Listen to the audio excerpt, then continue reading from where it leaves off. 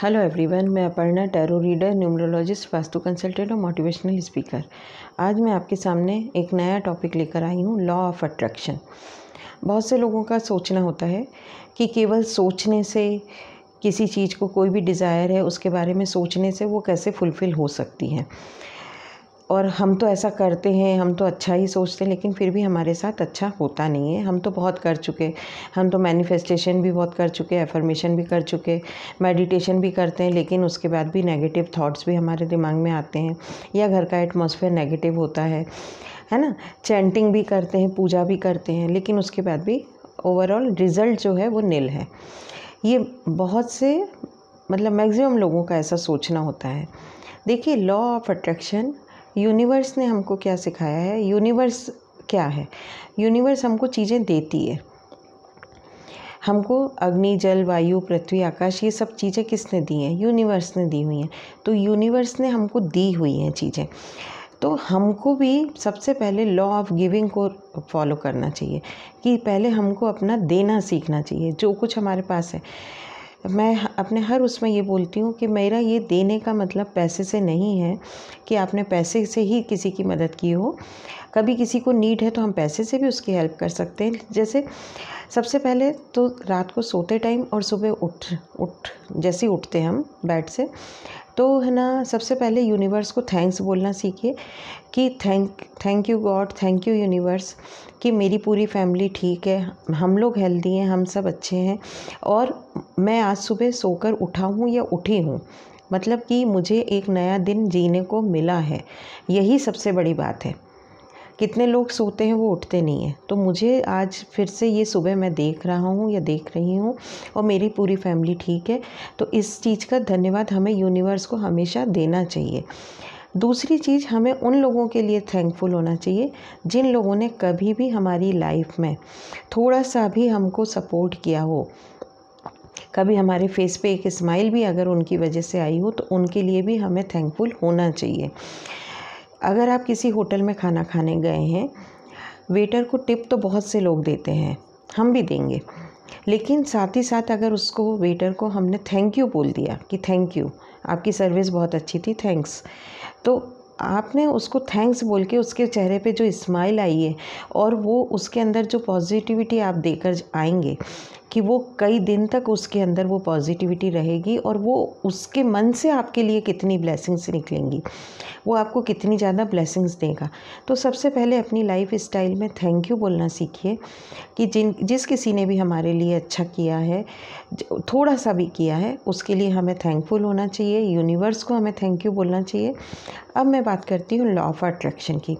Law of attraction 5 steps मैं लेकर आई हूँ कि 5 स्टेप्स को आपको फॉलो करना है। सबसे पहला स्टेप जो मैंने अभी बताया आपको, कि आपको थैंक यू बोलना आना चाहिए।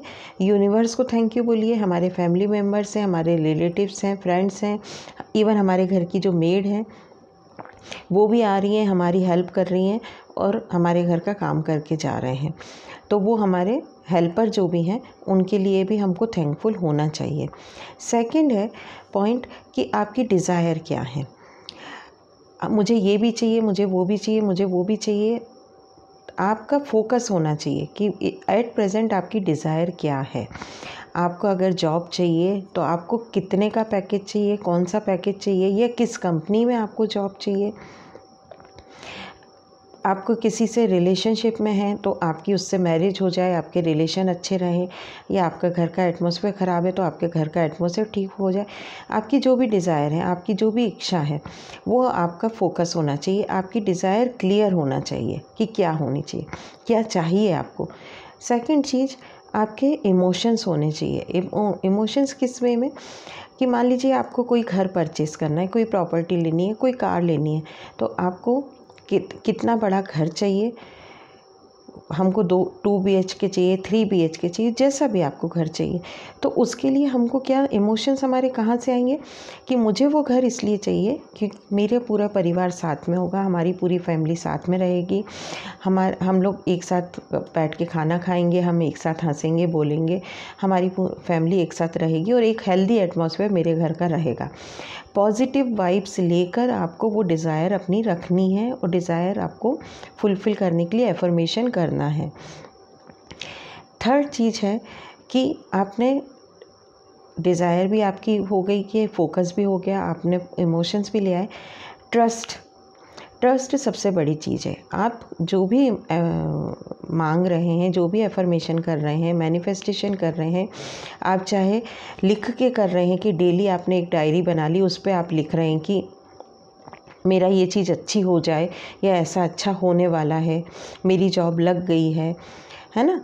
तो आप जो भी कर रहे हैं तो आपको एक ट्रस्ट होना चाहिए, बिलीफ सिस्टम होना चाहिए कि आपको ये विश्वास है कि मैं जो ये एफर्मेशन कर रहा हूँ, मैं जो ये बोल रहा हूँ या बोल रही हूँ, ये मेरी विश यूनिवर्स फुलफ़िल करेगा और मेरी ये इच्छा पूरी हो जाएगी। यूनिवर्स, देखिए यूनिवर्स खुद कोई भगवान नहीं उतर के आएंगे कि आपकी हेल्प करेंगे, वो किसी को जरिया बनाते हैं आपकी हेल्प करने के लिए।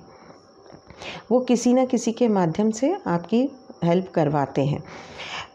या आपको कहीं जॉब चाहिए तो हो सकता है आपका कोई फ्रेंड हो जो आपको बता दे कि उस कंपनी में आपका कोई पहचान का निकल आए कि जो आपको बता दे कि यहाँ पे वैकेंसी निकली है, या आपने जैसे ही अपना नेट ऑन किया आपके सामने उस कंपनी की वैकेंसी निकल के आ जाए।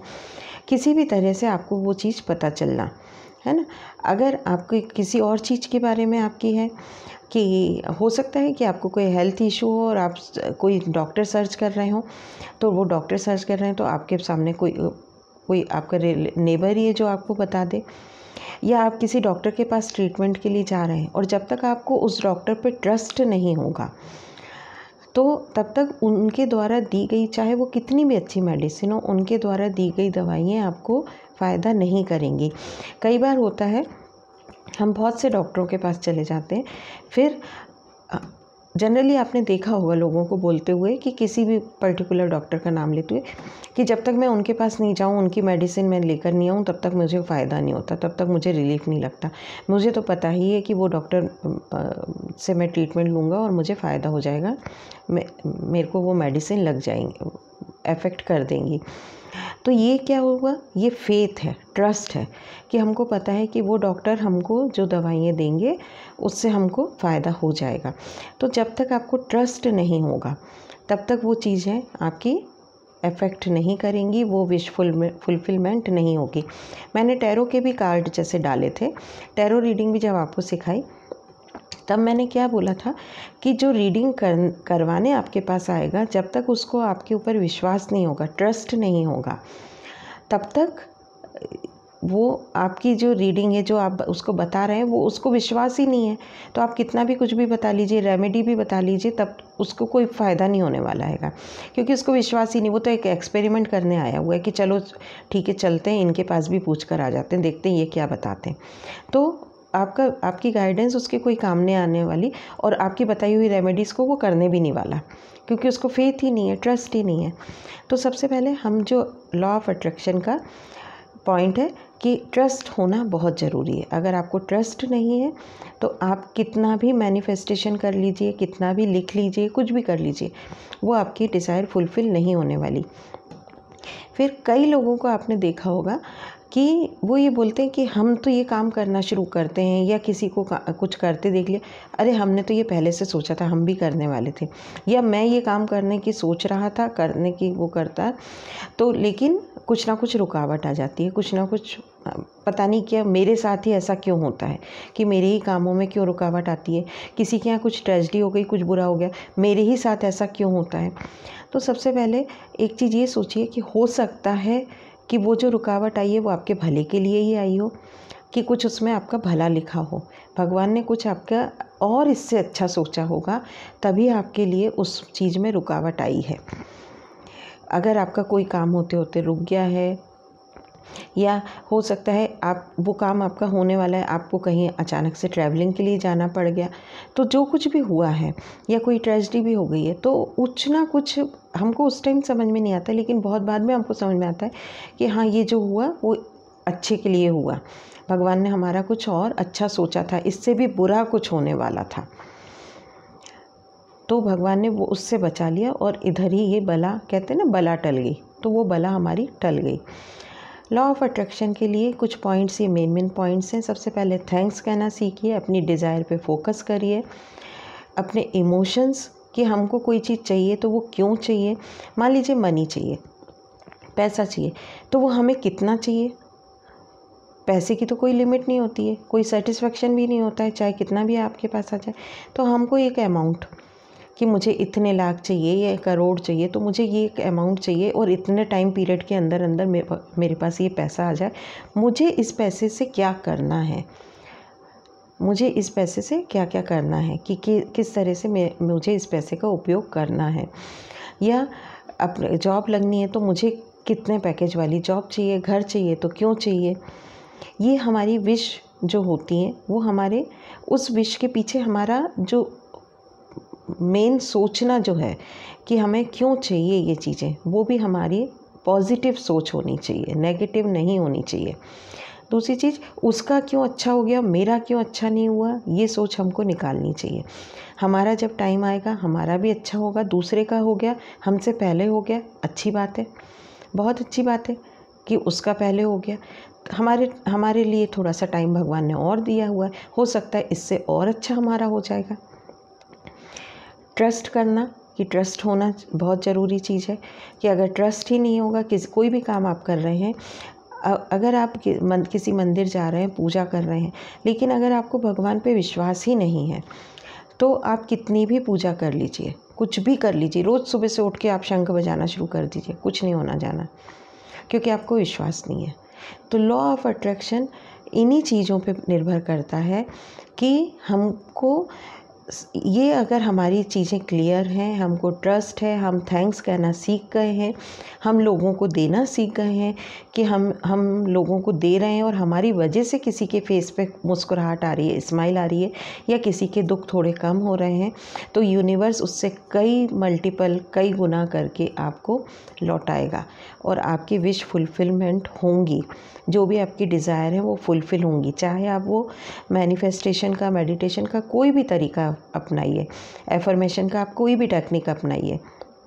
आप लिखकर एफर्मेशन कीजिए, आप ऐसे ही बोलकर एफर्मेशन कीजिए। आप सुबह आपकी टेरेस हो, बालकनी हो, कहीं पर भी खड़े हो जाइए, सूरज के सामने हाथ जोड़ के, सूर्य देवता के सामने हाथ जोड़ कर खड़े हो जाइए और उनके सामने खड़े होकर बोलिए, एनी टाइम पीरियड आपको जब अच्छा लगता है, जब आप है। सुबह सुबह करने से आसपास का जो वातावरण है उसमें बहुत पॉजिटिविटी होती है। इसलिए कहा जाता है कि मैनिफेस्टेशन जो है या मेडिटेशन हम जो भी कर रहे हैं वो सुबह के टाइम पे करना अच्छा होता है।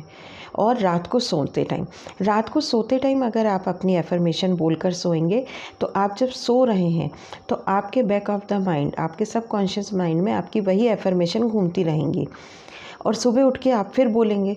तो सुबह उठ के जब आप फिर बोलेंगे तो आपके दिमाग में फिर वही एफर्मेशंस घूमेंगी, तो आपके दिमाग में ऑटोमेटिक पॉजिटिव वाइब्स आएंगी और आपकी जल्दी ही वो विश फुलफ़िल होगी। इसलिए कहते हैं रात को सोते टाइम और सुबह उठते ही आप भगवान को थैंक यू बोलिए और आपको जो भी डिज़ायर है उनको बोलिए। मुझे उम्मीद है कि मेरा ये वीडियो आपको पसंद आया होगा। प्लीज़ मेरे चैनल को लाइक कीजिए, शेयर कीजिए और सब्सक्राइब कीजिए। Thank you everyone.